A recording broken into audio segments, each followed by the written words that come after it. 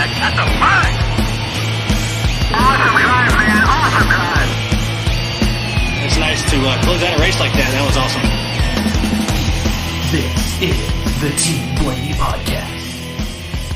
Welcome, everyone, to 2023, Episode 9 of the Team Blaney Podcast. My name is Adam Rogers, and alongside me is co-host Steve Mez.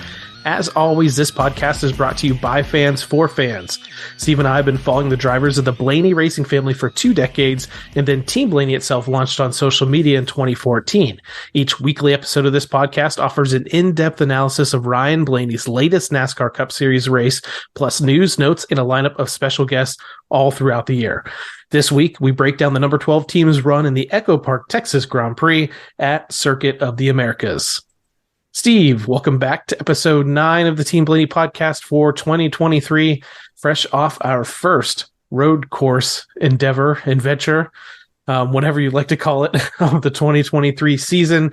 And I think all eyes were on this race because of a lot of various things. Changes to the aerodynamic package, changes to the stage brakes, nice weather for the second year in a row, even though they had a hint of rain a couple of times. I think even just before the start of the race, they had a little bit of rain.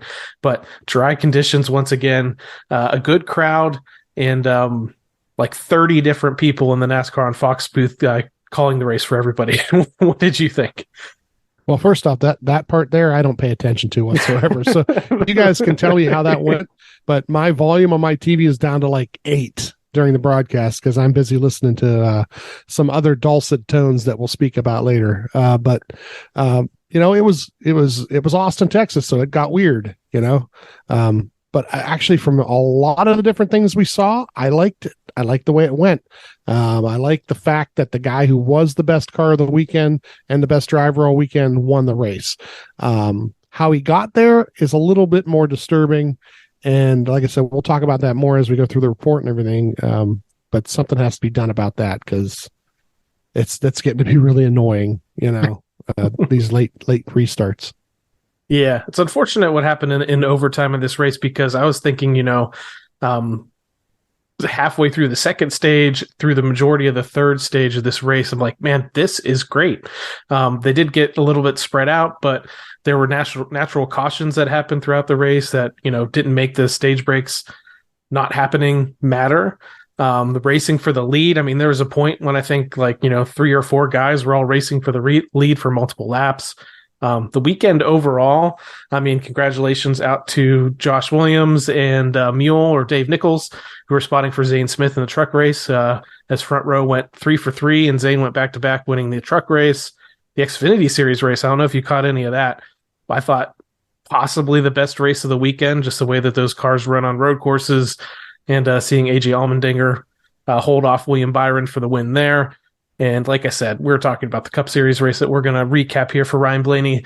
Despite the fact that, once again in Austin, he had a little bit of an up and down day, I thought the overall experience was really, really good, but just, like you said, got weird, just maybe, I don't want to say ruined, but just tainted a little bit by the antics that happened over the last half hour, I would say, of that race. Mm-hmm. Mm-hmm.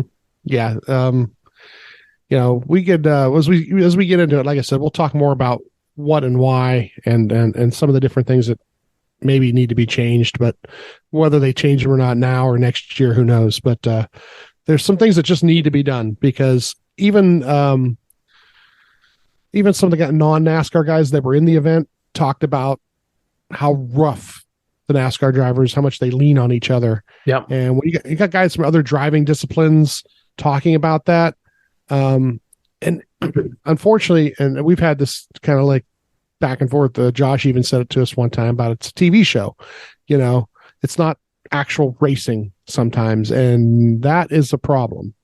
It's unfortunate because you've got a good number of people who watch it who are racing fans that understand racing, understand passing points, and understand looking for where you can pass on a road course and so forth. And then you've got people who just want to see people hit each other. And the end of the race gave you that. It gave you a half hour, 45 minutes worth of running under caution, lining them back up, and then doing it again. Some great in-car camera views. Yeah. of people going right up into the middle Yep. of things, and then this guy spun and that guy's off to the left, and what happened over here, and did we get underneath him, and then 5 spots gained, but it's just not actual racing. And that's why I said at the beginning about how I was glad that that the best car won. Yep. Because it was very easy for somebody to wreck the best car in those last couple of restarts. So Yeah.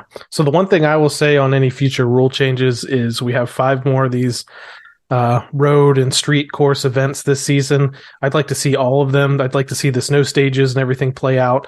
I know Indy is probably going to be one of the next ones where we have a turn 1 that has all the cars funneling into, so that might be one to keep a close eye on. But I won't call for any changes just yet until maybe we're through this season, and then we can talk a little bit more about that. So speaking of things that were frustrating, why don't we jump into a recap that I know is going to start with Friday's 50-minute practice session that they had for the NASCAR Cup Series. The frustrating part of this thing was that NASCAR didn't add it to the Cup schedule or to the TV schedule until very, very late, and Fox kind of came out and said, look, we already had stuff allotted for this time. Commercials already sold for that time. So they ended up running this thing tape delayed. So were you able to, what I tried to do was stay away from spoilers, which was impossible because of our Discord and people tagging us on Twitter and various things, but I tried to stay spoiler free until I watched it tape delayed, but it's just practice, right? Yeah. Well, I listened to the scanner. So for me, I had to listen to it on the scanner and tried to watch it through timing and scoring that NASCAR puts up on their app.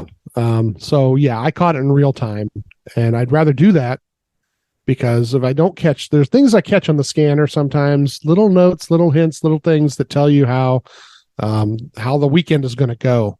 And yeah, so that's the way I caught it, this is one of those ones where they went in and out of the track a couple times. They were, within a second, little less than a second on their lap times each time they came in and out of the leaders. They were, within 4 laps of running on their last session out there, they were, running just a tenth or two off the leaders' lap times. But like I said, they came in, they did 4 laps. They came in 20 minutes in, Jordan Taylor was P4 speed wise. The 45 and the 23 were running more laps than anybody else. Most of the drivers came in after 5 laps, and it's funny, at one point Bubba was P2 of the 45, but he was almost a half a second back. The 45 was just that good. 23 minutes in, we get a caution for debris. And 27 minutes in, they go back out. Now the two car kind of bumps up to the fastest at one point. And then Ryan runs a lap 7. It puts him, P14. They pit after lap 8, but 36 minutes in, the 8 car ends up being the fastest lap for a little while there. Then the 45 comes out, in his qualifying trim, and blows them all away. 40 some minutes in, Ryan does come back out, and now he's less than a second off of the 45. So they closed the gap on their qualifying run also. And, qualifying wise, that probably would have put him in the top 5 if, what happens the next day. But, literally the 45 is way faster than everybody else. Interesting thing is that Ryan was the second best overall lap average, though, with all that coming in, changing some things, going back out, gaining speed. They were gaining enough speed where they were, one of the top cars before Saturday, Which on a track like this, that's what you want to see. Sure, like a fast lap's great for qualifying, great for setting you up for the race. But with the rhythm that you have to get in with these tracks, or just the way the different corners work, where you're finding speed at throughout your run, you want to have a good average lap time when you're at a road course. And so I wasn't too concerned that he wasn't setting like a blazing time that would be really great in qualifying. I wanted the team to qualify, within the top 10, top 15 maybe I probably would have still been happy with. But seeing the average time being up there knew or kind of proved was showing that they had a pretty decent setup in the car when it came to the long run or the bigger picture, as opposed to maybe just qualifying. Yeah. Now, it's so I went back over the notes of last year just to see how qualifying went, and Ryan was actually 5th fastest in his group last year, and then he made that final 10, and then he put out the run that won the pole. So, they had 2 sessions of Group A, Group B, and I think it was 10 minutes a session for qualifying on Saturday. And Ryan was one of the first. Actually, he was literally the first car out. He comes up the hill into 1 and totally locked up the brakes, slid 4-wheel slide. He made the turn, and what was interesting is right behind him, or not right behind him, but the next car behind him was the 10 car, and the 10 car did the same exact thing, except he lost it and went off into the gravel off to the right-hand side, all the way up past the turn. So Ryan limped it back, and I say limped it back. I mean, he still ran a halfway decent lap for having happened what happened. Yeah. But they came in, and they have, like I said, they've got 7 more minutes to try and get it back out there. Now, the problem is you can't change tires. This is something that a lot of people who watched the race on Sunday didn't even know about. And I'm hoping more people come to the podcast. Please come to the podcast. We get more information that you don't know about. There was, I'm not going to say exactly who, but I had a couple texts going this direction and that direction. And with 5 minutes to go in the session, I knew that they weren't going back out, that actually one of the tires was corded, that it was, it was scuffed up so badly that it was corded. So, and then about 3 or 4 minutes to go, once again, scanner, about 3 minutes to go in the session, Jonathan tells Josh that they're not going back out. So they took the time of the 1 lap and ends up being 38th best time out of 39. But they weren't allowed to change tires, so there was no way they could go back out there and do anything but damage the car. If one of the tires is corded and then it just rips up while they're trying to run another lap, Yeah, so obviously the fans were frustrated. People were adding us on social media, trying to find out what's going on. Why'd they just give up? Why didn't they go out there? Just with the damage that was done to the tires, it just physically wasn't going to be possible. So, I mean, this team, they don't quit. So if anything, they would have done anything they possibly could to get out there. But if you can't run out there on cords or damaged tires, it's 1, you're not going to be fast enough anyway. And 2, you don't want to blow a tire and end up into a barrier or something like that. So This was unfortunate. Luckily, I think we were trying to spread the message a little bit. Unfortunate and frustrating, I'm sure, for Ryan. You don't want a driver mistake to kind of put you behind right out of the gate, but that's kind of where they were at. And, because we hadn't run this new aero package yet, where it was very challenging to pass on road courses last year, I was very, very concerned at the position they were going to be put in, except for maybe a strategy call or something, bringing them to the front, because I thought, oh man, there's no way they're going to be able to pass. Now, obviously, when we start talking about the race, you're going to see that it's actually a little bit different, and that this new aero package worked out really, really well. I think, at least at here. I don't know what's going to be at the other 5 tracks, but not all was lost, but they were definitely in a hole going into this race on Sunday. Yeah. So, the 24 actually gets the pole, which is kind of weird because the 45, once again, his lap in the first session there to make the top 5 of his group was better than everybody else by leaps and bounds. And then I think he bobbled his lap when they were going for the pole a little bit, and so he was going to start P2. We get to Sunday and the stages are 15, 30, and 68. 6 sets of tires here. Fuel window of 26 to 30 laps, which once again is going to be interesting because you're thinking about racing the race backwards, and that fuel mileage became a thing until the debris caution there. Pit stall 30, which was between the 14 and the 31, and the 34 goes to the rear for adjustments of his. He had an incident in his qualifying, so that was kind of cool because right away Ryan gained a spot because the 34 was in Ryan's line to begin with, so he'd have to go to the back. Ryan's line moves up 1. you put out the Twitter poll on Saturday that says, hey, hurry up and put this Twitter poll out. Let's find out what people think. And it got a pretty good number of votes there. Yeah, several hundred votes. And possibly the last time we're ever going to be able to put a poll on Twitter and have people vote in now. Yeah. But anyway, that's another story. I read that. Yeah, that's another story. We'll have to figure out somewhere else to put a poll up. Instagram polls or something, I guess they have or something. But what was interesting is that, the kind of fun, we kind of have fun with this, it's not a great situation, but let's have some fun with it. How do you think Ryan will do in one lap? Because that he's better than 15 to 20 of the cars in front of him for sure. And then with some adjustments, he might be even better than some of the other ones in front of him. But how good do you think that first lap's going to go? Try to battle around those guys and so on and so forth. And I voted for 8. 8 cars passed. But between 6 and 8 was over 66% of the votes. So a lot of people were optimistic that first lap would go well. And we got a caution actually in the first lap too. So. Which helped. Actually helped in the positions gained. He ended up all the way up to 30th. So he got 8 positions. On the day, the Circuit of the Americas road course, they've got 3 spotters. It was Josh is the primary spotter. He's up there turn 1 and he can see down through the S's and so forth. And then he catches Ryan, I think at 18 and 19. If you look from that view that they showed sometimes up there, he can catch him down at 18 and 19 coming around. There's a blind spot or two. They had a guy by the name of Matt Long as the secondary guy. And then our guy, Dave Nichols Mule was the third guy, had stuff down like 14, 15, 16 down that area. The 84 got turned around, the 17, the 77 involved, ends 7 times day. And Ryan misses this just barely.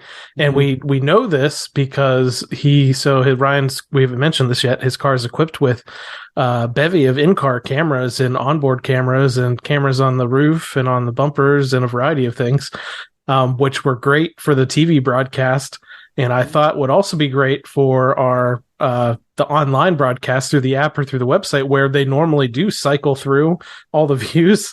Unfortunately, and I posted it on Twitter a couple of times during the race, all we had to see the entire race, which can be cool for a couple seconds, was the in-car view facing Ryan, watching his hands on the steering wheel. So that was just a tiny bit frustrating that I thought for sure maybe we're just leaving it on that for the pace laps and then we would switch. But man, Ryan was involved in so much during this race. It would have been really cool if they had moved through his camera views. But I think that's complaints number 2 of the day is that they didn't move the views. Yeah, I get a weekly survey to take, and usually it's choose this, choose that. But then there's a thing at the end to type, and I typed out a long soliloquy of things about how that just ticked me off because I pay extra money every month for the service. Okay. And 9 times out of 10, the camera view is just the camera through the front windshield, which is not as great a view as you think, but it's not bad, especially on, when you're seeing him catch somebody coming in and out of a corner, how they run a line better than somebody else in front of them. But you're right. That camera view, the other guys who had the in-car camera on Fox, whoever they were, every time I switched to their cameras on the app, it was showing all the different views, whatever the director was choosing for the different views. So first off, that ticked me off. Secondly, I spent the whole race, every chance I got, trying to figure out who was running directly behind Ryan and then put their camera on. Yep. So except for when he was a lap down, you can't figure out who's running behind him. But all the other times when he's on the lead lap, I figured out who's running behind him, put that camera on, and at least watched the action as Ryan usually drove away from that guy, whoever it was, and passed. Then I had to figure out somebody else. So he just passed that guy. Okay, let's change to that guy. So, and that was the other thing that was really bad about their app. And I told him about it is the timing and scoring on the app is hideous. It's awful, especially for road courses. Forever to update. And it's like, well, now the TV version is updating constantly as guys pass each other. Why is it that you can't have the app on your app, your NASCAR? Your app. Why can't you have it work correctly? Why is it that the Fox Broadcasts app, or not app, but their on-screen thing works correctly most of the time? I mean, I don't understand that either. So get it together, people. You want people, this is technology here that, you want the younger crowd to pay attention to your sport. then make sure the technology matches, their fandom, Yeah. We're airing our grievances here. I got a soapbox, and you're going to hear about it. Shout out to Jimmy Johnson that you mentioned. The 84 car got, like you said, got spun in this incident, and I think he got T-boned and ended up ending his day. So he spent the whole weekend in Austin, Texas to run about half a lap.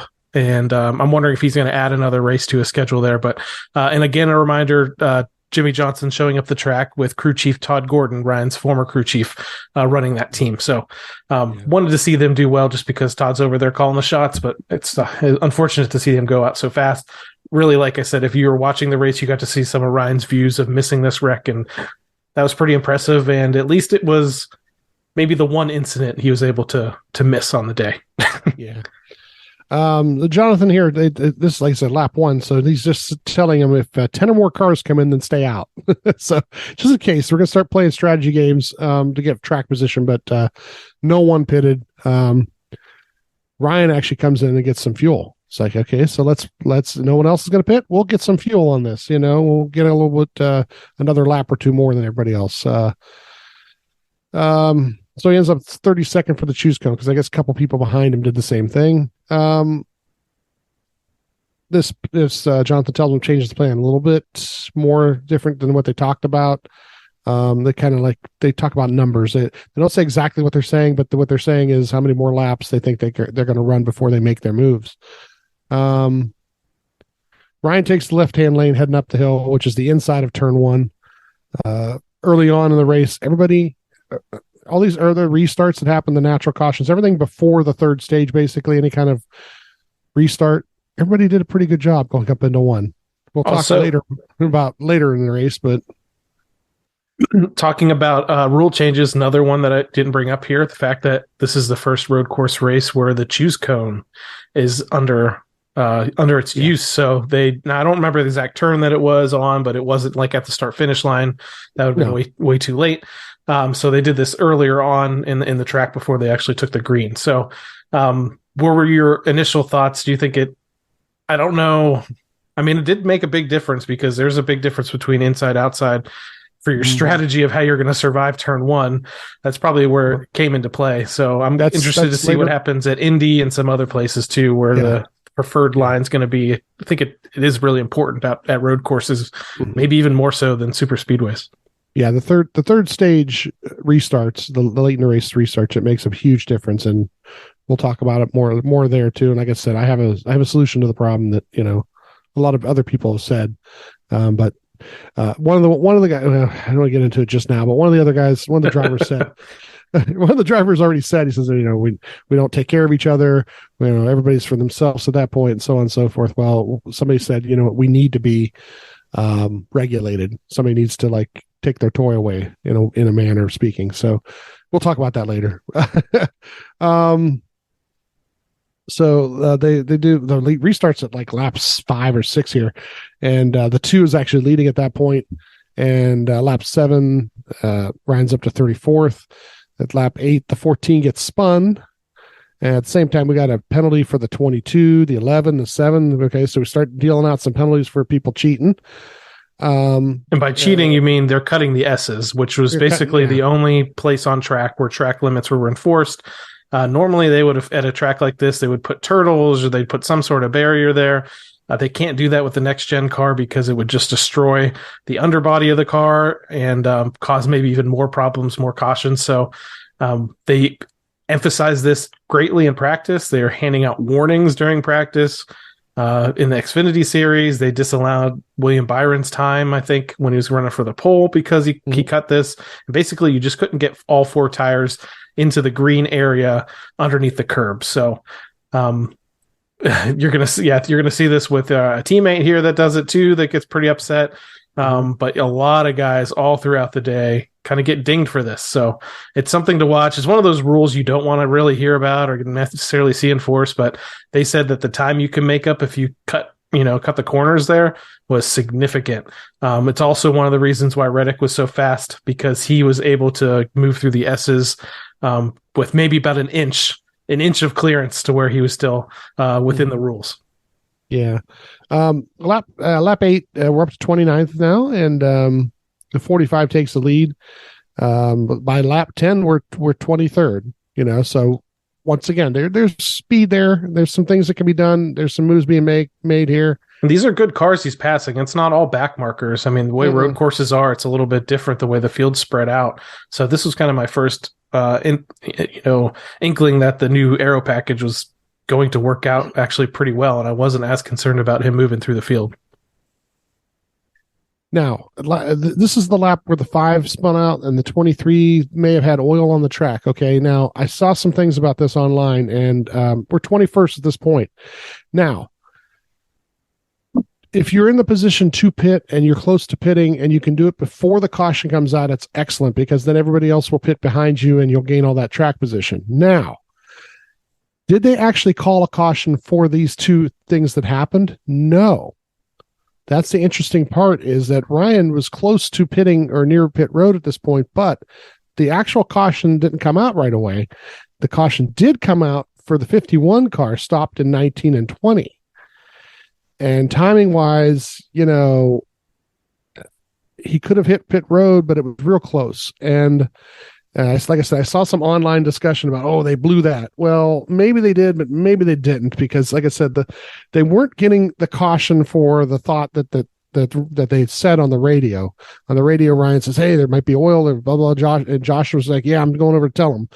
And they were doing that and they were working on that. But the actual caution that they did actually get was for 51. And it was a good 15 seconds, 20 seconds later than what they were trying for. So yeah, there's just so much happening at that moment. You have the 23 going into the 5, which busts up the 23, causes oil line to rupture, puts the oil down on the track. Then you have the 5 trying to limp to pit road, gets spun on accident by the 11, and he's just turned around sitting there. And then, like you said, you have the 51 elsewhere on the track stopped. So there's like 3 different things they could have called a caution for. But like you said, ultimately they could have picked whatever, but it ended up being the 51. But because of that, Ryan was already past pit road. So it was close to past at that point. So,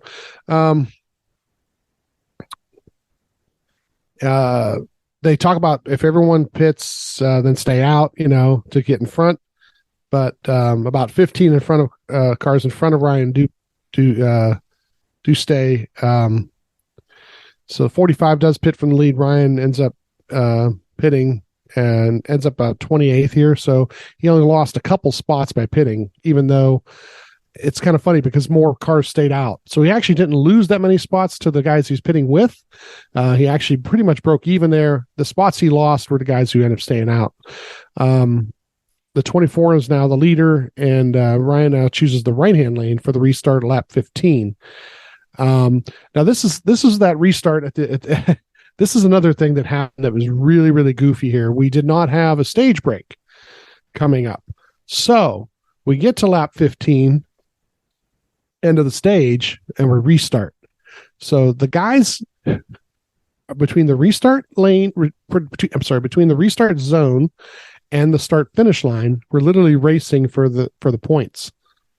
And no one, honestly, but between like the spotters, the teams, the TV, the radio guys, everyone was like, well, we think that it's going to be how they come across the line. I think TV eventually did say, okay, we've confirmed that it's how they cross the line. So it's basically just a drag race from the restart zone to the start finish line. So So if you were like 12th position, you could get a run and go around somebody before you got to the start finish line. Then that's when you did.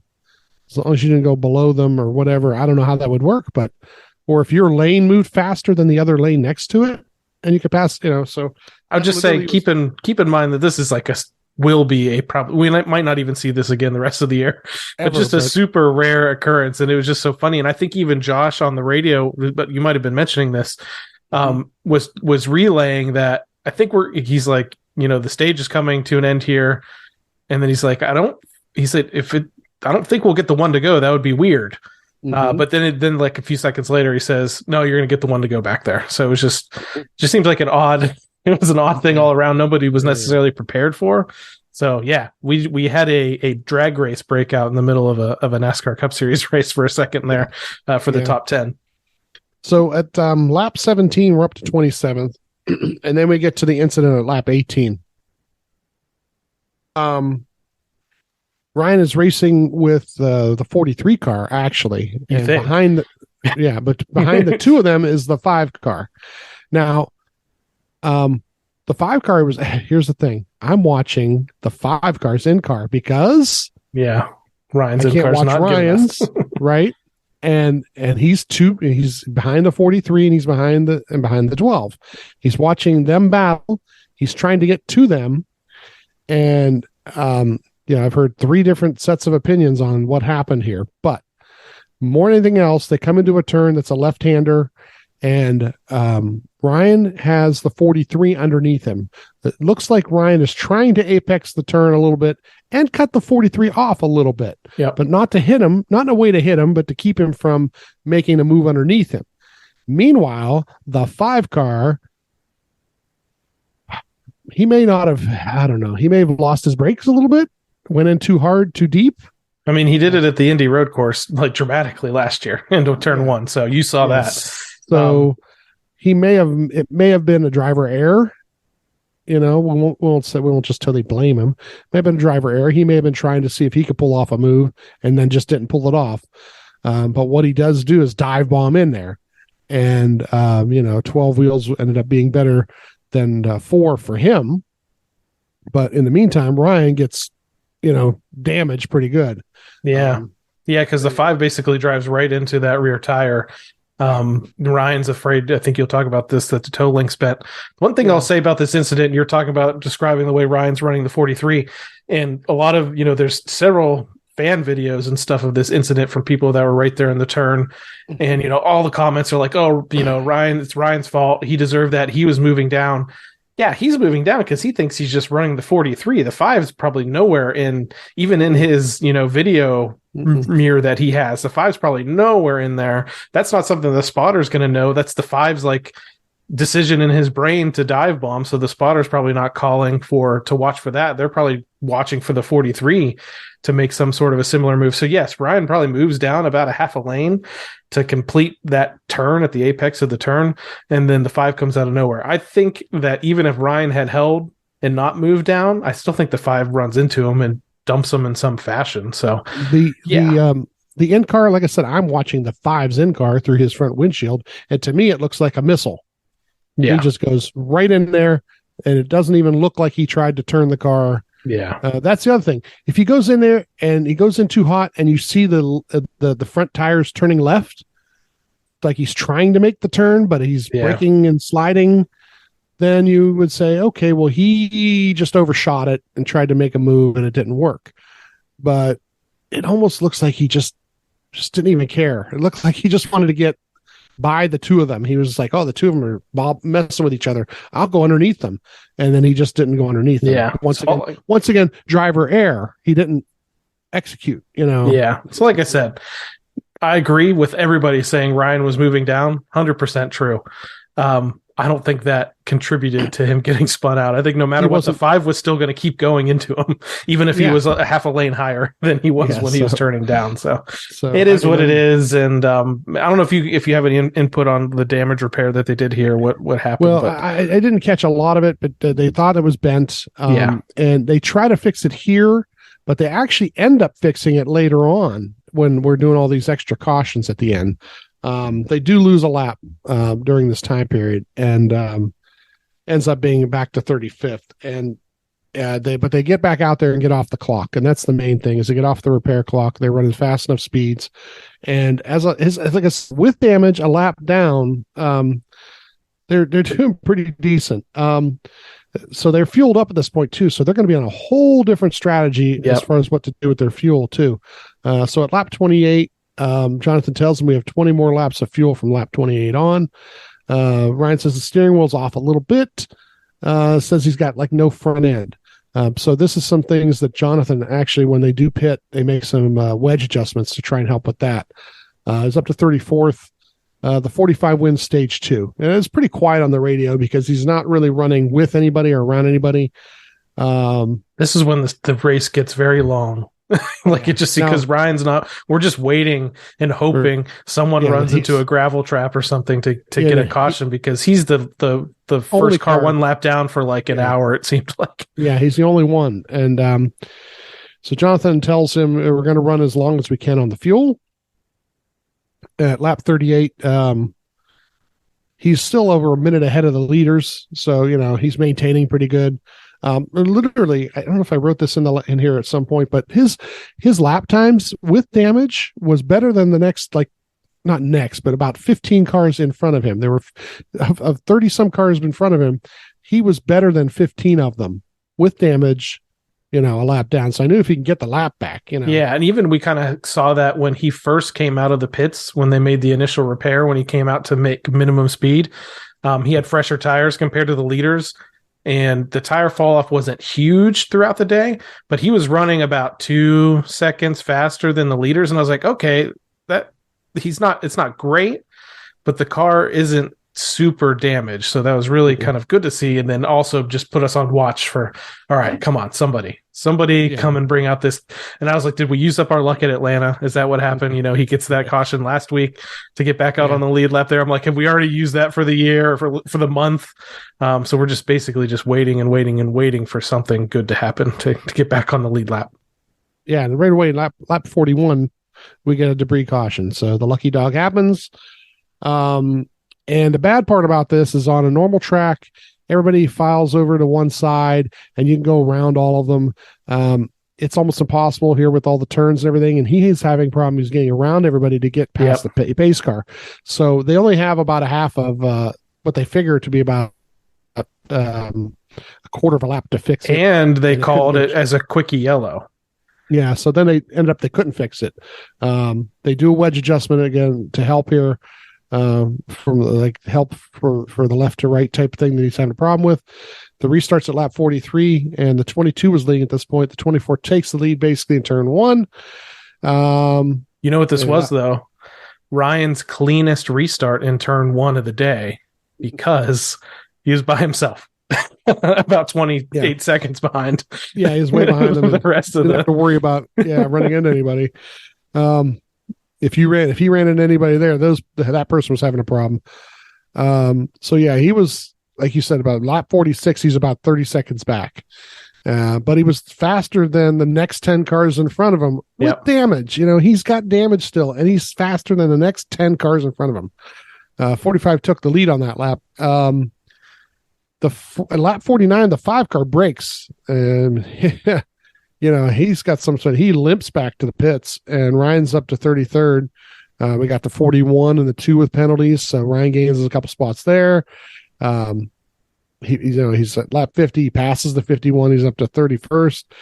The 45 is leading most of the cars, might be a lap short on fuel. So this is the fun part. If this would have stayed like this, to see how many guys were short on fuel, where Ryan would have been in that, because he might have been able to conserve fuel. I mean, this would have been so much fun if it would have continued. I think I said in the Discord, I am here for this fuel mileage race right now, because you just weren't sure. There's, the 99 had basically decided they had enough, and they started making up spots, putting pressure on. Yeah. So it was just, man, this is where you wish it could have just played out. Yeah. Maybe. I don't know if that would have been better maybe it would have been better for Ryan if he picked up spots from people running out, but in my opinion, it'd been better for a lot of people, but not the people that like smash them up derbies. So yes. Yeah. Lap 54, the 8 car pits, he's up to 29th. So Ryan passes the 21, the 11 at some point, the 8 car comes out, passes him. He's up to 28th though. Lap 56, the 6 car, has he run out of gas here? He makes it and limps around. 6 had a lot of problems today or that day, including we didn't mention it, but seconds before Ryan got dumped by the 5, Ryan may or may not have dumped the 6. We don't know the full story there, but he did spin off his bumper. But the 6 was involved in several incidents beyond just this one. Yeah. So we're up to 26th here. The caution comes out for the 6. So here's another thing. People want to strategize, the Sunday night, Monday morning, keyboard warrior quarterbacks. Okay. If you listen to the scanner, Jonathan asks Ryan what he wants to do. So you guys want to blame this person and blame that person, please go away.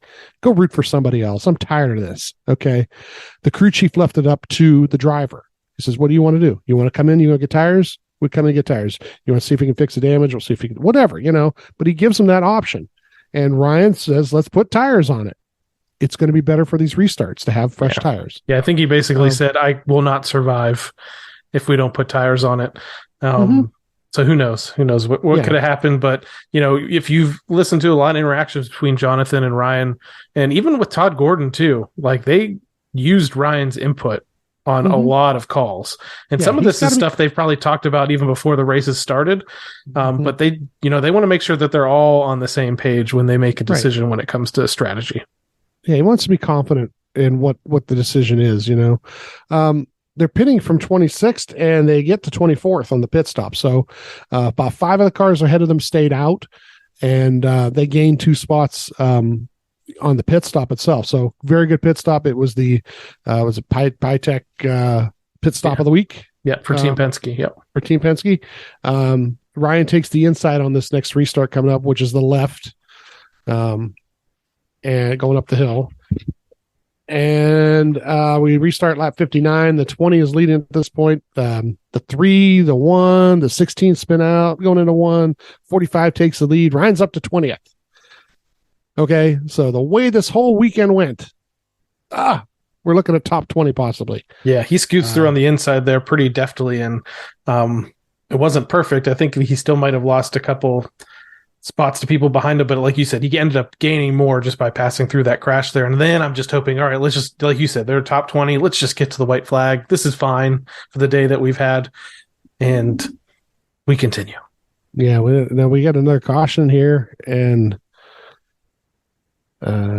we had so we're up to 16 for the choose cone because a couple cars pit, and Ryan takes the outside. Now it's 16. Now yeah, going, right. Okay, 16. Now, okay. Now we're looking at maybe a top 15 out of this. What the hell? We'll take it. So he takes the outside, the right hand side, going up into there. Restarting at lap 61. The 45 leads, and here's the bad part about these restarts. Okay. Ryan's in a good position. People are fanning out. He's kind of going up the middle, and he runs into the 22. Now, is he trying to run into the 22? No. The 22 ran into somebody else who checked up. But the problem is nobody's checking up anymore. The guys at the front 2, 4, 6 guys are trying to make the turn properly. They're trying to brake, trying to get up there, trying to get underneath, trying to set up the next turn, all the things you're supposed to do on a road course. The 24 to 30 people behind them, I don't know, I wanted to call them a dirty word there, behind them have decided there's only a couple laps left, and if I dive bomb it in there and I get lucky and I hit the right guy and he hits the right guy and we hit the right way and I get up underneath, I can gain some spots. And this ends up happening to Ryan's benefit at certain points too. But this one here, not so much. He hits the 20 to 22 in the middle of one. The 24 is leading. He ends up 20th coming out of it. So he lost, 4 spots coming around that. At lap 63, the 45 pass for the lead. He gets the lead. Ryan's up to 19th because he passed the 31 car. Then we get a caution for debris on lap 64. He's 19th at this point. You mentioned these restarts going into turn 1 being, bumper cars and bang them up. And one thing I didn't hear actually that much about on radio or podcast so far is the fact that some of this, so that first year at COTA, it's like raining like crazy. So things were a little bit more tame probably into that turn than they were these last 2 years. But the next gen car, and, the next gen car isn't durable when you smack the wall with a wheel. It's pretty durable when it comes to bumper cars. Yeah. So I think so. These guys know, maybe they know that the car is going to be safe. I can't say that they're going to be safe with some of the issues they've had. They know that the car is going to be safe if they just get hit from behind, if they hit somebody in the front, if they hit somebody on the left or right, that they're going to make it through most likely mechanically. So I think that's also just part of this whole thing is, they kind of run into there thinking they're pretty much invincible unless they spin. So we get first green white checker here. Ryan takes the inside, the left-hand lane. I got hit again. I have written here. It was the 91 car that whacked him this time. And flat tire coming out of there. And we're the caution. Yeah, we're part of the caution because our tire is disintegrating, and it's a great view of it on TV there as it ripped off and came off and cords everywhere. And great part about this is they do pit, and we're going to be in the back anyway, so they fix the damage to the point where it makes the car a little better to maneuver. The 41 is heavily damaged in this. But like I said, when they came in now, they know they're going to be the back of the field anyway. So they work on that. I don't know if they swapped it out or not. I should have checked to find out they actually swapped it out because they got pretty good at doing that. But they fixed it enough where the wheat steering wheel wasn't off anymore either. So he could really do what he wanted to do with the car. So P30 for the start here, another green, white checker, 45 leading. Ryan takes the right side, so he goes all the way off to the right here. The 51 punts Ryan doing this. We get another caution on this one. I don't know if we're on a spin count yet. Is this 4? I should have paid attention. Yeah, this might be 4. Yeah. So we got another green, white checker coming, but Ryan's up to 24 now for that choose cone. The 45 leads. Ryan goes left now. And the thing about going left is, okay, we're too wide as we're going up. And then if you get a good run, you may want to go left of the guy in front of you if you can get around him. Well, Ryan does do that on this one, and he gets at least all the way to the inside to avoid what ends up being a pretty good spin out on the right-hand side of a bunch of cars. I got to read the word gaggle. There's a gaggle of cars going into one, and Ryan goes inside of it and gets to 21st during this. So, that was it. They finally completed that lap and got to the last lap, so there wasn't another green, white checker. And I want one more spot would have been great. Top 20 would have been super. The 45 wins the race, and that's what I said about earlier about how I'm glad that the fastest car won the race, because the way they're piling up into there, anybody could have punted the 45 at some point, spun him out, put him 10 positions back, had another restart, and he would have tried to get through people, and then he would have been the guy being the angry person. Heard it suggested on other podcasts already, heard it suggested by other people. I suggested it last night as we're watching it. I hate to say this, but if you get to stage 3 on these road courses, any restart that happens during stage 3 should be a single file restart. Yeah, and this is one of those things where it's like the track doesn't change, the mindset changes. The mindset changes. And, we're from a dirt background, you and I. And what do they do a lot of times at the dirt track? If they get 2 or 3 restarts that don't go well, after that third one, they put a cone out there, right? And they make everybody run outside of that cone in a single file. And it's not unprecedented even for them to decide to do this in the midst of a race. That first race on the dirt at Bristol, they went ahead and did that as well. Mm-hmm. So it's completely different reasons why that happened, but it's not unprecedented for them to decide, you know what, we're going to go single file on restarts. Imagine, we're going to take Ryan for an example too, because of what happened at Indy last year. But imagine a single file restart these places where they pile into a corner like that. When they're 2x2x2x2 and things get backed up, all of a sudden it's 5 and 6 wide. And we saw it yesterday, the great drone shots from Fox. They put a drone up in the air there, and you get these great shots of 6 wide trying to get around that bend. If you're single file going past the start finish line and you get a run, you might get 2 wide, maybe possibly 3 wide.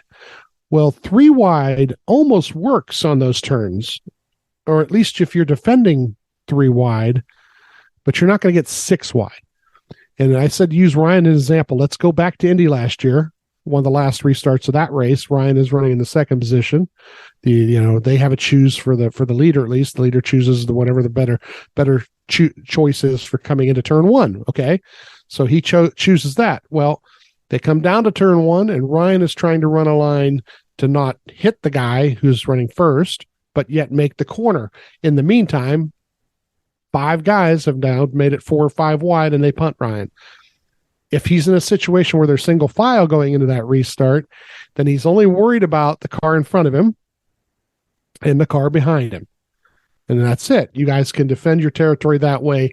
If you get spun, it's a lot more obvious who did what to whom, because that's the other thing. Once you get 5 wide, you get 6 wide, you're piling in there. One guy hits another guy who hits another guy who hits another guy who hits another guy. You don't know where it came from, which in the post race ends up being something between the 99 and the 1 and the 48. The 99 didn't know who actually hit him.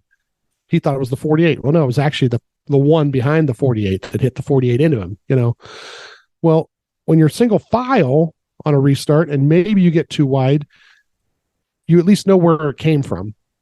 And then it could be kind of like, well, you didn't defend it very well, or maybe they didn't race you with this, you know. But now the racing you with respect thing is a lot more evident because you know exactly who did what. In these 5 and 6 wide situations, nobody knows, and they all shrug it off because they're all like, well, I did what I had to do, you know. Ryan survived for 21st place finish yesterday, and the way the weekend went, it really wasn't a bad thing. But they really do. They just need to get to something different. But like, once again, it's a TV show. People want to see this stuff. I don't. Yeah. I want to see racers race, you know. The only thing I will say, and I said this at the top of the show, is I want to see the whole body of work from the year.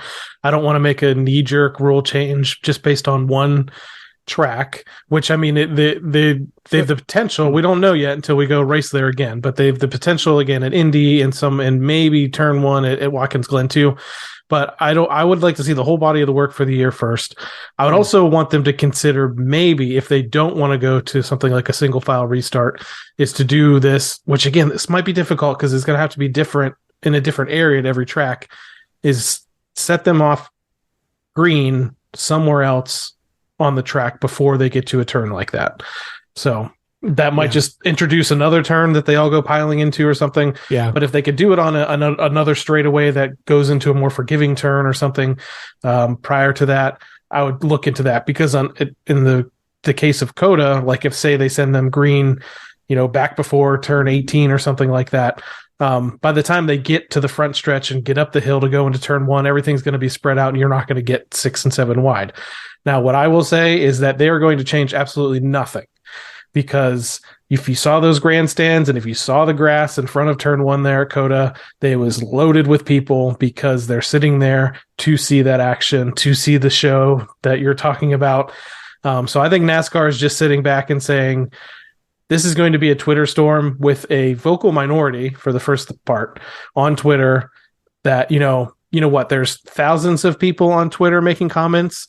There's millions of people watching on TV. Watching it, yeah. So I think absolutely nothing is going to change. But if they did decide to throw the green somewhere else on the track, if they did decide to go to single file restarts, that's fine. I don't care. But I just don't see them doing it. But I don't want to see a change until next season, if anything. Yeah, I think they could change it tomorrow, because we've already seen enough of these this last 2 years.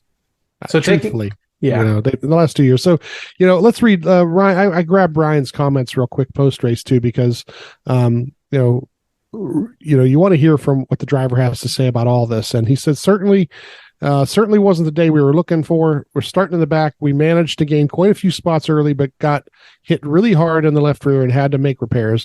Glad we had a shot late for a decent finish, but those overtime restarts are crazy, and sometimes it doesn't work out, and other times sometimes it does work out and other times it doesn't, you know. So, you know, they're a lot of the, you know, some guys were just totally ticked off and you heard about it. Some guys were, it is what it is. But we've had enough of them already. Like I said, in the last 2 years, you're talking about the end of this year, but we've already in the last 2 years since this car's come into being seen that they don't care. And, like I said, you put them single file, then they kind of have to respect each other a little bit more, is what I'm saying, you know, because there is really just no respect.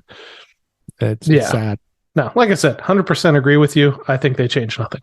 Oh, yeah, well, I agree. It won't change anything. But. So one thing I was concerned about based on the performance this weekend is that you're going to potentially see Ryan fall out of the top 10 in the point standings. But I think things were just so crazy and the standings are so tight that we didn't really see that much. Ryan does fall 2 positions. He was in 4th last week, falls to the 6th position, minus 34 points to the leader who has regained the lead here. In this case, it's Ross Chastain. So the top 10 right now, Chastain, Kyle Busch, Joey Logano, Kevin Harvick, Christopher Bell, Ryan Blaney, teammate Austin Cindric, in 7th, Truex in 8th, Keselowski in 9th. Who saw that coming too? RFK is making a little bit of a turnaround.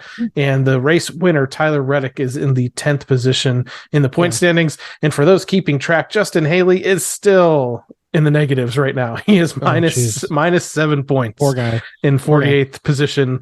Now, I guess they're going to hear these appeals next week, I believe, like next Wednesday. I thought it was this Wednesday. Is it this Wednesday? No, they're over the next. Oh, I think maybe the Hamlin one might be pushed until the next one. But so they're going to start hearing some of these appeals over the Louvergate, if you want to call it that. It's going to be interesting to see what the difference is between the appeal for the Colleague car, which only had one of their 2 louvers on the car taken, whereas all the louvers from all the Hendrick cars were taken. So let's see what happens there. But for now, Justin Haley minus 7 in points. So I'm glad you read the points off to everybody, the top 10, and then pointed out where all 3 Penske cars were. So this is just another note for the Monday morning, Sunday night backseat driver quarterbacks out there with keyboard warriors. All 3 Penske cars are in the top 7 of the standings right now. So you know what? You want to blame this guy and blame that guy, and this guy is bad, and this thing is horrible, and this guy's doing the wrong thing. All 3 cars, top 7 in the playoffs, 6 races in. As they go. So you know what? Go away, everybody. Root for us, or get out. Root for us, or go somewhere else. Okay? Yeah, I won't go that far. But same as last year. I don't want to say it's funny, but it's kind of funny that we hear this a lot when Ryan. We only hear this when Ryan has a bad day. Which none of us like bad days. We hear, oh man, he never should have extended with Penske. He should have went somewhere else. I'm like, last year. Obviously Ryan only won the All-Star race, but last year all 3 drivers made the playoffs, and Cindric didn't just make the first round and exit. Cindric powered through for a couple of rounds there. Starting off this year, Logano's already won. Ryan's been close, and all 3 cars in the top 10, not just in the top 10, all 3 cars in the top 7. So I don't know. Obviously, as a fan, you want more. Most fans probably want Ryan to win every single week, and if he doesn't, they're going to be upset. That's not going to happen, but it's just interesting to hear the takes of people that their knee-jerk reactions to Penske's terrible. Oh yeah, all 3 cars in the top 7 of the NASCAR Cup Series standings right now through 6 races. So it's not even like through 2 or 3 races. This is through 6 races of the season so far. Yeah, all different types of tracks now, and now we'll get a true short track coming up here too, and see what that does. But talk about that short track that's coming up this week as the NASCAR Cup Series heads to Virginia to Richmond Raceway.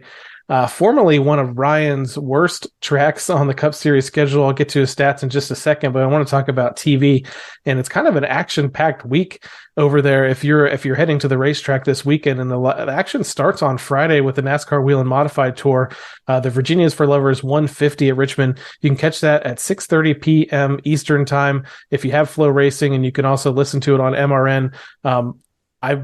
On iRacing, I tend to run modifieds a lot, and I have a Flow Racing subscription. I watch a lot of modified racing. It's some really cool stuff that they do out there. So if you do happen to have Flow or something like that, you can catch that on Friday. After that, the Arkham Menard Series is happening on Saturday at Irwindale Speedway. The Craftsman Truck Series is not at Richmond this weekend, but they are in action, and that's going to happen 3:30 p.m. at Texas Motor Speedway alongside with the Indy cars. So tons of racing happening this weekend, but it's a little bit odd that the Xfinity and Cup Series are separate from the Truck Series this week. So the Truck Series standalone event at Texas. Now it's going to be an early morning for you on Saturday when it comes to the Cup Series practice and qualifying. And that's going to happen at 10 a.m. in the morning Eastern time for practice and qualifying at Richmond. And then the Xfinity Series race is going to follow a couple hours later at 1 p.m.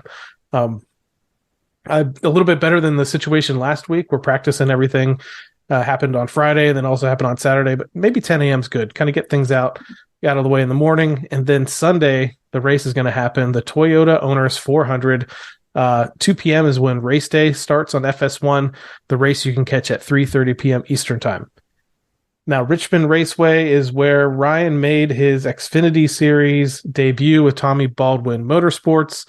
It's also the race that got him noticed by Brad Keselowski, noticed by Team Penske, and basically set the trajectory of his career from there. On the Cup Series side, though, it was probably statistically his worst track for many years. I say many years, but really only dating back to his first start in 2016. So he has an average start of 12.3, an average finish still of 20.1, just 3 top 10s. But the good news is since 2021, finishes of 11th, 10th, 7th, including a pole in that spring race at Richmond, and then a 10th place finish in the fall race at Richmond last year. So 4 straight top 11 finishes for this team, 3 straight top 10s. I still remember that race, the 2021 fall race at Richmond, where Ryan's battling with the 3 car and edges out that top 10, and it almost felt like a win because he had an in-car camera that day, which was rare at the time. So it's just still funny thinking about that. And since then, 3 straight top 10. So the tide is turning for the 12 car, turning for Ryan. I think he worked even with Todd Gordon in the 2021 year on a lot of simulation work there. He really wanted to get better at Richmond, and I think it's finally gotten there, especially with the speed they showed last year in that spring race where he started on the pole. He led 128 laps of that contest. So I'm thinking things for this week probably is a really great week to rebound from some of the chaos that happened at Circuit of the Americas. Yeah, this package, like you pointed out, the package at COTA was pretty good for passing and so forth. So this will be the first test on an actual like short track. They had it at Phoenix, but it should be pretty good, I think, because what ended up happening before this package and before this car is that they would get single file there and pretty much couldn't get around anybody because of dirty air. So if we can get a little more side-by-side racing and be able to pass people this weekend, I think we're in pretty good shape. Track position to be good. And like you said, the pole and everything, and leading all those laps can't hurt, can't hurt the confidence going there. And hopefully being able to pull that off again this year. So again, if you want to catch the action this weekend, specifically in the NASCAR Cup Series, you can catch practice and qualifying on Saturday, April 1st, April Fool's Day, 10 a.m. in the morning on FS1. The Xfinity Series race will follow. Then later on the afternoon, again, you have the Craftsman Truck Series at Texas. And then Sunday, if you want to watch the pre-race show, 2 p.m. Eastern Time on FS1. And then it follows at 3:30 p.m. Eastern Time with the Toyota Owners 400 at Richmond, and cheer on Ryan Blaney. One other thing that we need to go over, and that is our weekly recap of the Team Blaney NASCAR Fantasy Live League. I'll start off by giving folks what my starters were. And I want to point out, I don't usually look at the points as they run very often when it comes to fantasy. But as far as the standings go, I look and see how my lineup's doing. I was excited because I was top 5, top 10 for a majority of this race. But didn't work out in the end. I started William Byron, who was on the pole. He did get me 42 points. I started AJ Allmendinger, who won the race on Saturday in the Xfinity Series, but on Sunday, quite honestly, I don't even know how they let him keep racing because he could not hear his team at all. He could not hear his spotter at all. They're trying to put tape on a pit board sign to tell him, how many laps of fuel he has left in the car, something like that. I think Ryan had to even stop before a race once when his radio wasn't working to replace his whole radio. I know there was another race where Chase Elliott had issues, and they considered parking him too. So somehow Allmendinger survived a majority of that race. I think he did pull in later on. Anywho, long story short, only 11 points from Allmendinger, the road course ringer. Chastain got me 39 points. Tyler Reddick got me 50 points. Daniel Suarez was poised to probably get me 40 points, but got punted second to last restart, gets me 15. Ty Gibbs, I had in my lineup originally and put Chastain in and left Gibbs in the garage. Gibbs would have got me 28 points if I had left him in, but not. If I'd thought about it, I don't even know when Allmendinger was having most of his troubles. Maybe I could have swapped Gibbs and Allmendinger and got up a little bit more. But let's take a look at my featured matchups. I haven't even looked at these yet to see if this is where my real problems were. Featured matchups. I picked Suarez over McDowell. Wrong. I picked Reddick over Busch. That was right. I picked Dinger over Larson. That was wrong. And then I picked Gibbs over Cindric, and that was wrong. So only one of the 4 featured matchups, and I'm guessing that's where I really struggled. And that also might have been what was pumping me up early on in the race before a lot of that chaos happened at the end. Specifically, I think with the 99 car, I would have done much better if he would have made it through that melee.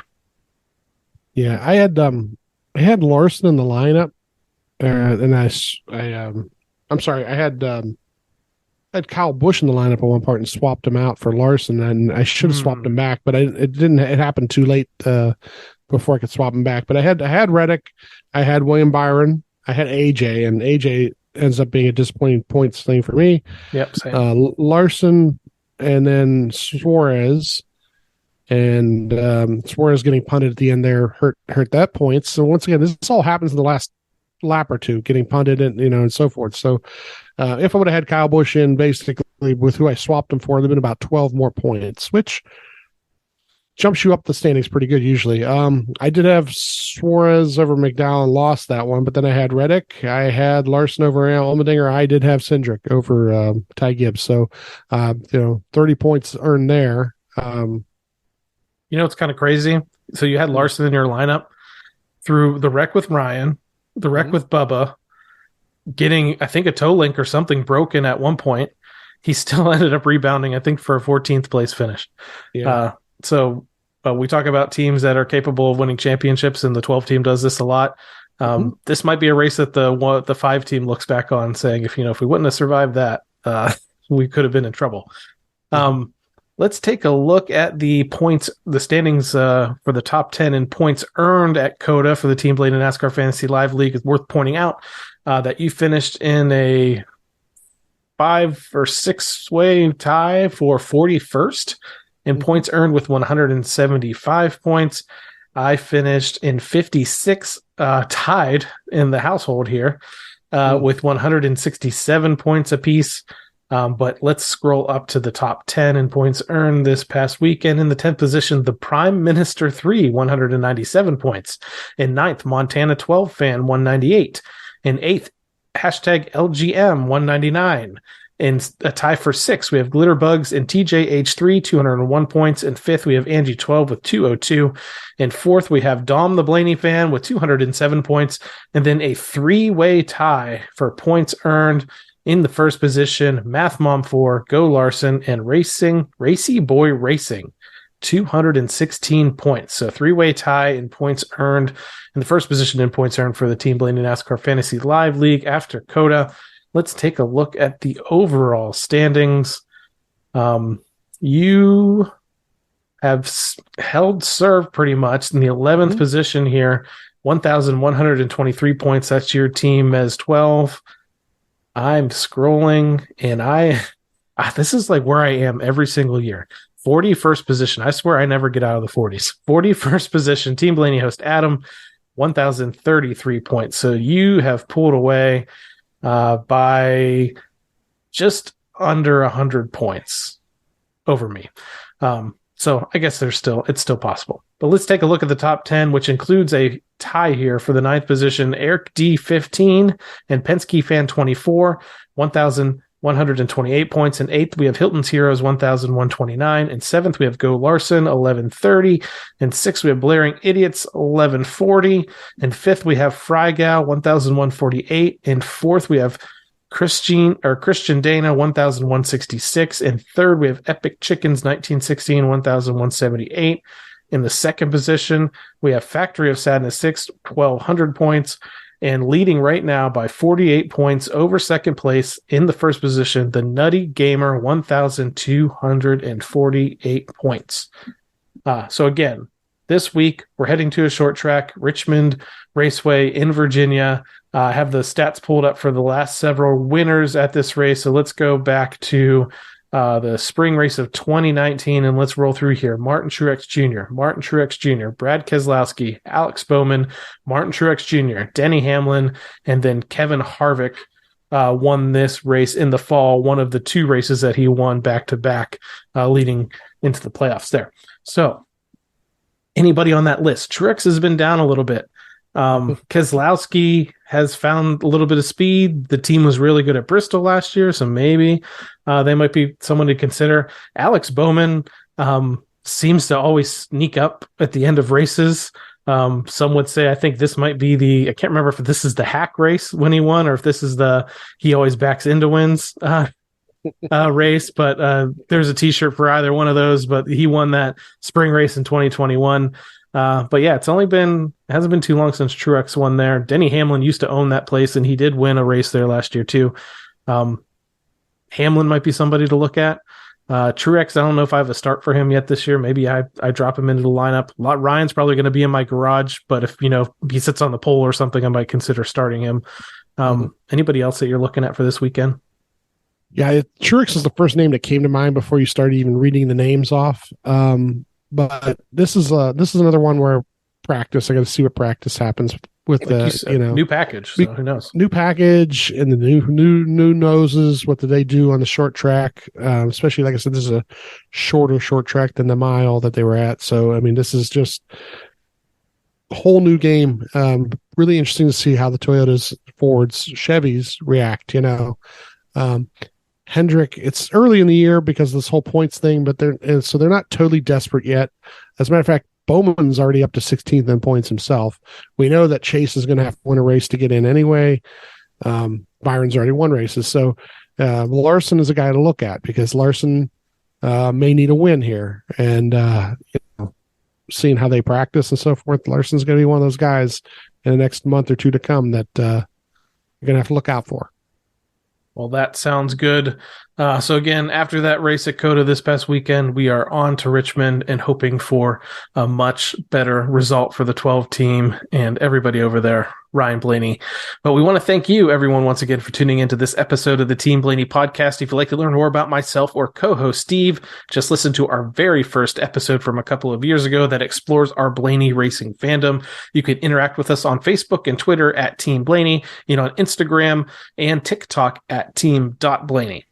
Finally, we'd like to encourage you to support the Ryan Blaney Family Foundation. Established in 2018, this organization supports causes like the Alzheimer's Association and UPMC Sports Medicine through fundraisers, events, and membership in the Blaney Bunch fan club. To learn more, visit RyanBlaneyFamilyFoundation.org. Follow them on social media at Facebook, Twitter, and Instagram, or go back a couple of episodes. We interviewed Leah Blaney Reeves, and she talked all about the golf outing that's coming up, all about how to join the Blaney Bunch fan club, and all about a lot of the great causes and events that they're going to support throughout 2023. Yeah, definitely check out the TikToks because I want you people to check it out, subscribe, follow us, because you can tell the difference between the ones I do and the ones Adam does. And I think you really need to check out the ones Adam does because they're way better. First off, there's a lot more skill being put into them and so forth. But this last one was awesome. And the other thing, so, if people have seen the video versions or the video interviews that we've done, and you can see Steve's background that he has of all of the hoods that he's kind of crafted himself. He walks you through a couple different angles too on the TikTok where you can kind of see all the different hoods, because there's more than just what you see on his background whenever we do post a video version of the podcast. So like he said, check our TikTok out, check all our social media out. Definitely check out everything that's going on with the Ryan Blaney Family Foundation. So, for my co-host Steve Mez, I'm Adam Rogers. We will catch you next time right here on the Team Blaney podcast. Good night, Brussels. Well, thanks everybody for coming. I hope you enjoyed it.